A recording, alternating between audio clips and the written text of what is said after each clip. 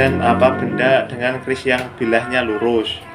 Ya, keris yang bentuknya lengkung itu disebut keris low, sedangkan keris yang bilahnya lurus itu disebut keris lajer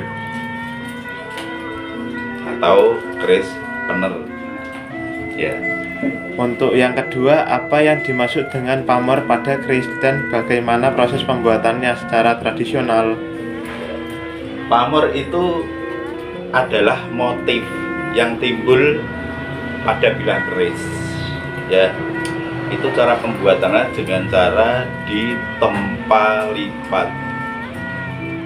Jadi ditempa lipat berulang-ulang sehingga membentuk sebuah motif pada bilah keris. Ya, jadi tempa lipatnya itu banyak kali, ibaratnya ada yang sampai ribuan kali. Jadi dibakar, terus ditempa, nanti dilipat lagi, dibakar lagi, ditempa, dilipat, terus itu sampai ribuan kali. Yang terkenal dengan keris Tangguh Sedayu atau keris Sendang Sedayu itu yang terkenal lipatannya sampai ribuan kali. Di dalam tosan aji, di dalam dunia berkerisan itu minimal lipatannya itu 400 lipatan, ada yang sampai 4000 lipatan. Bayangkan ya, dalam kondisi panas loh, besi baja dibakar ya, sampai merah itu, terus dilipat, ditempa gitu, nanti dibakar lagi sampai ribuan kali sehingga membentuk motif. Nah, motif itu yang disebut pamor. Motif-motifnya itu disebut pamor. Ya, jadi ini nggak usah tergesa-gesa. Saya kenalkan. Kayaknya di pertanyaanmu nanti tidak ada nama-nama motif. Ya. Motif itu ada namanya.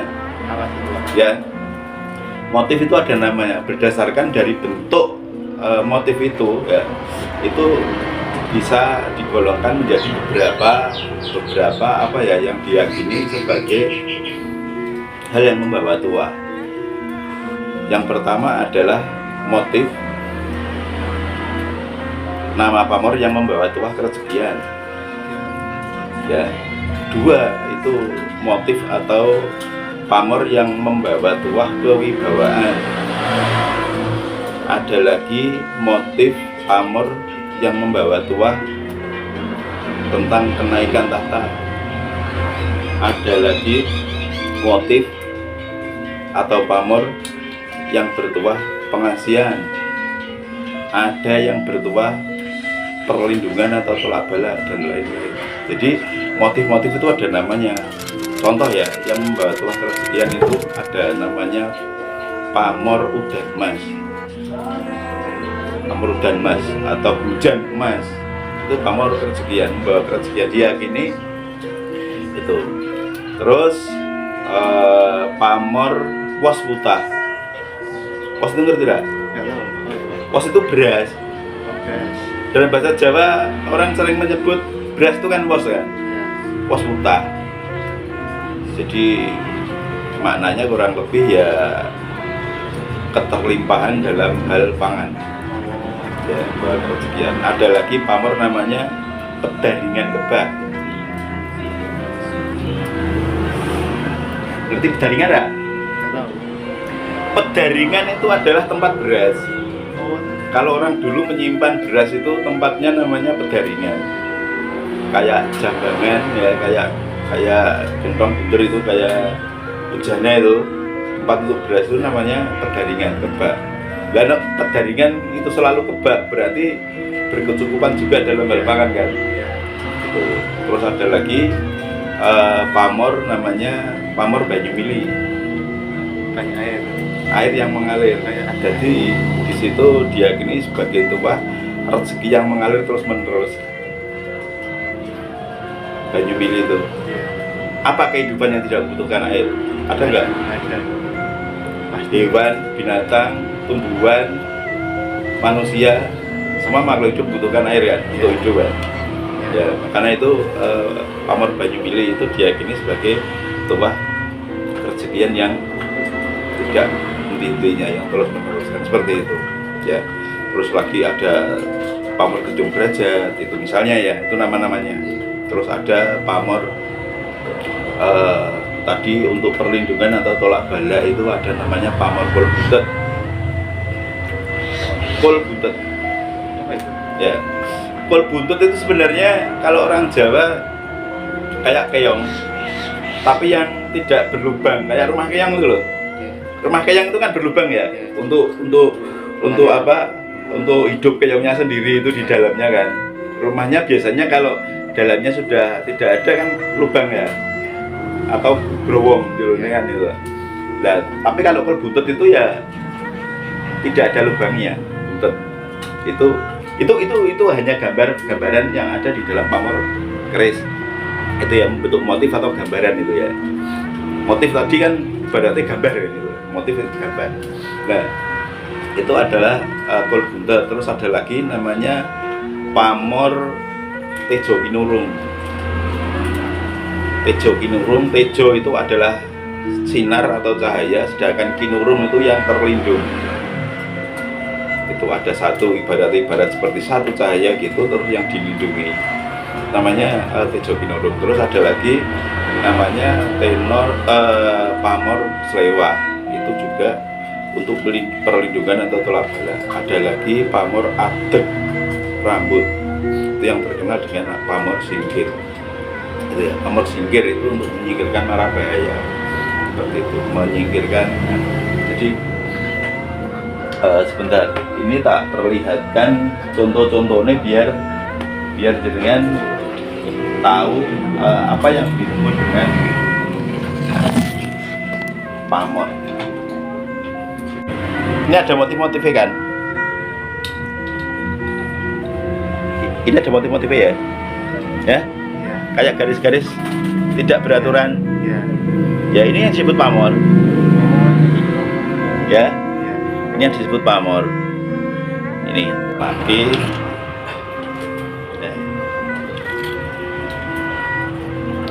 Nih, ada motif-motifnya kan?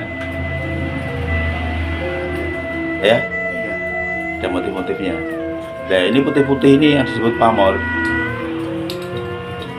Terus ini kok kecil-kecil semua kayak titik-titik, ya itu namanya, itu memang motifnya gitu. Kayak gini, ya. Ini yang disebut dengan pamor tirto tumetes. Ngerti?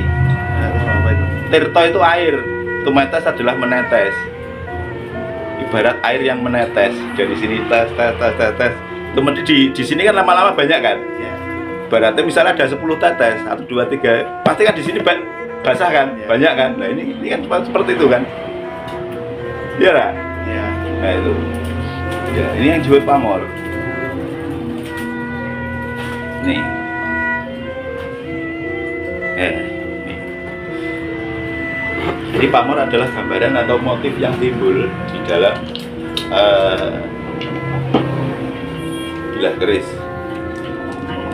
yang prosesnya itu melalui proses tadi tempat lipat. Ya. Nah, ini adalah pamor. Jadi garis-garis putih itu motif-motif itu namanya pamor. Ini. Ya. Kelihatannya di dalam pertanyaanmu nggak ada yang menanyakan di situ tentang kadang-kadang di dunia awam itu kan orang-orang takut ya, takut tentang keris, tentang pusaka itu. Ini sejarah yang sudah lama, ratusan tahun dibelokkan sejak abad ke-14. Jadi di dalam keris, di dalam pusaka itu nggak ada jinnya, nggak ada makhluk halusnya, nggak ada. Di dalam buku Serat Bojro atau kitab tentang perkerisan, namanya Serat Bojro, dijelaskan tidak ada satu empu pun yang memberikan demit atau setan atau jin atau makhluk-makhluk halus entitas lain di dalam keris, nggak ada. Kita dibelokkan sejarah itu oleh siapa? Oleh kaum imperialis, oleh kaum penjajah, supaya kita nggak suka. Kalau kita nggak suka kan banyak yang dibuang, banyak yang diberikan orang lain gitu loh. Ada yang dilarung di sungai dan lain sebagainya. Akhirnya benda-benda itu diambil oleh mereka, disimpan di sana. Yang paling banyak di Museum Leiden Belanda. Kita kan pernah dijajah oleh Belanda, iya kan? Itu tujuannya supaya kita nggak suka, terus diambil oleh dia, oleh mereka, gitu loh. Keris kira no, demite raono, gitu loh. Tapi omongan demeti karena kita sudah dibelokkan tadi sejarahnya, seperti itu. Jadi, lu terus tadi kok motif yang disebut pamer kok di tuah itu dipercaya mempunyai tuah yang untuk gini kan gitu ya. Itu murni dari apa?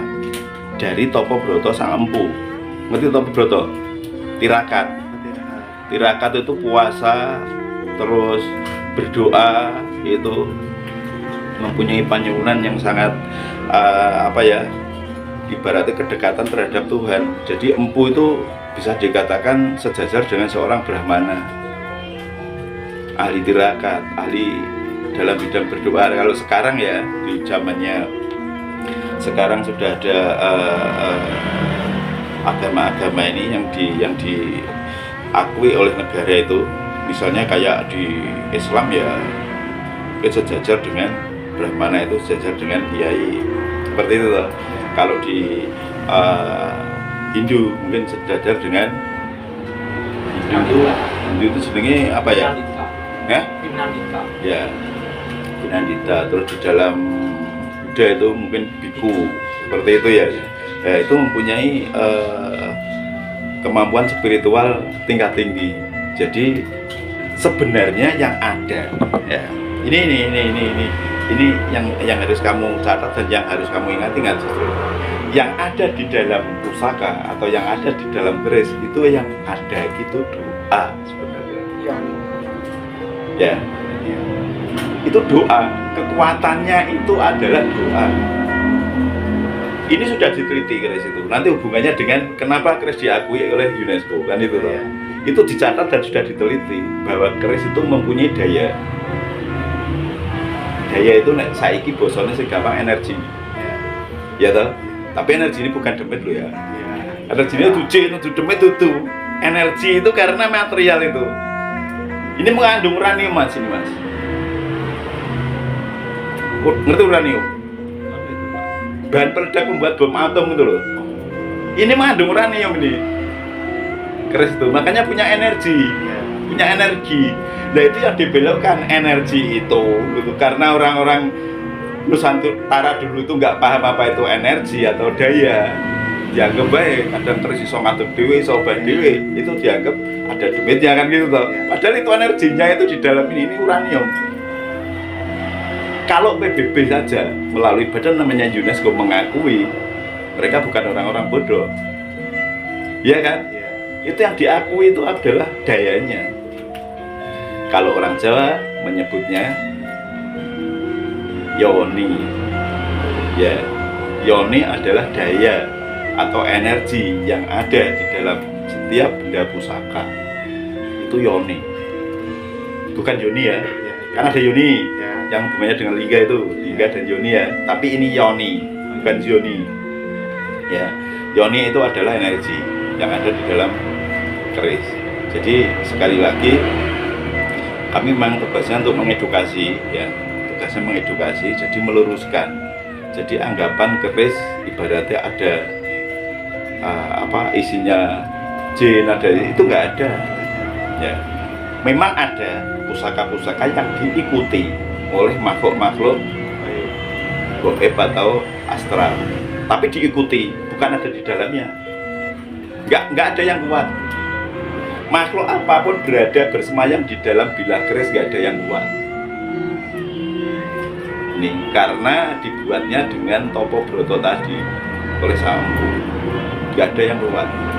Itu yang ada itu mengikuti. Jadi nek ana wong nyebut kodam, wah kerisan apa kodam itu. Kodam itu hanya mengikuti, dan itu tidak dikasihkan oleh empu untuk mengikuti, tapi dengan sendirinya. Ya, kodam itu yang disebut kodam di masyarakat umum itu adalah seperti misalnya ya, jenengan seneng keris, si kodam ini juga seneng. Nek jenengan seneng ini keris, biasanya kan jenengan cekal-cekal, jenengan diloi, kadang-kadang digowo-gowo itu loh. Sama si apa jenenge Kodam itu juga makhluk lain, ya entitas lain yang seneng sehingga dia ngikuti terus kemanapun. Gitu loh.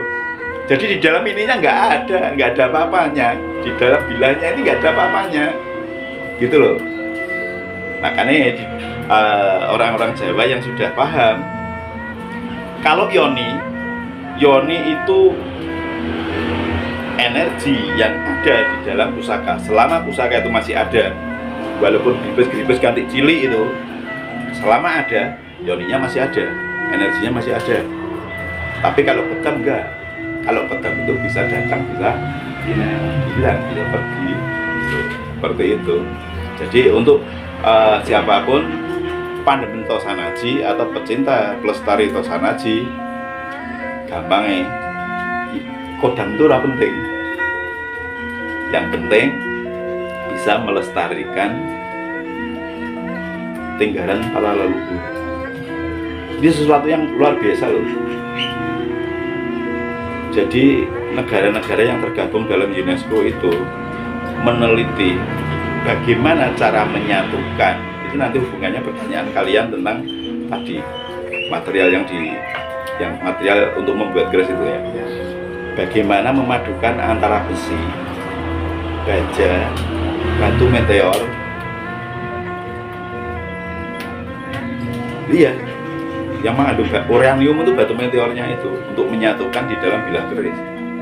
Itu padahal antara tiga bahan itu dia mempunyai titik leleh beda-beda kan. Titik leburnya beda itu. Baja itu titik leburnya berapa, besi titik leburnya berapa, batu meteor atau meteorit itu titik leburnya berapa derajat, berapa ribu derajat, tapi bisa menyatu di dalam bilah keris. Itu kan sebuah teknologi metalurgi. Metalurgi itu ilmu pengetahuan yang membahas tentang pengolahan logam yang luar biasa zaman dulu. Ya kan, bisa memadukan itu. Orang sekarang aja susah memadukan. Bayangkan, besi mempunyai titik lebur 800 derajat Celcius. 800 derajat Celcius titik lebur besi ya. Sedangkan batu meteor titik leburnya 15.000 derajat Celcius. Iku nek diobong bareng, ya toh. Besine wis meleleh, hancur, batu meteornya rumah apa-apa. Nek mengikuti titik lebur batu meteornya 15.000 derajat, besinya habis itu bisa. Ya toh? Ini nek diikutkan titik leburnya besi yang 800 derajat Celcius, batu meteor rumah apa-apa. Ya lah. Belum anu. Nah, itu leluhur kita bisa memadukan itu, bisa menyatukan jadi satu. 10 negara kemarin yang mengadakan penelitian itu, menyatukan itu, ora iso doang. Bagaimana bisa menyatukan itu menjadi satu? Mereka nggak bisa. Akhirnya di kesimpulan akhir ditulis, tidak diketemukan teknik. Mereka nggak bisa menemukan tekniknya untuk membuat keris atau membuat pusaka. Karena nggak bisa memadukan bahan itu. Yang satu gosong, yang satu belum leleh dan lain sebagainya. Terus itu berai soalnya ini nggak bisa menemukan. Nah, makanya diakui sebagai warisan dunia tak itu ya. Itu diantaranya tadi kan jenengan takon masalah pamor ya. Ya, selanjutnya setelah pamor apa?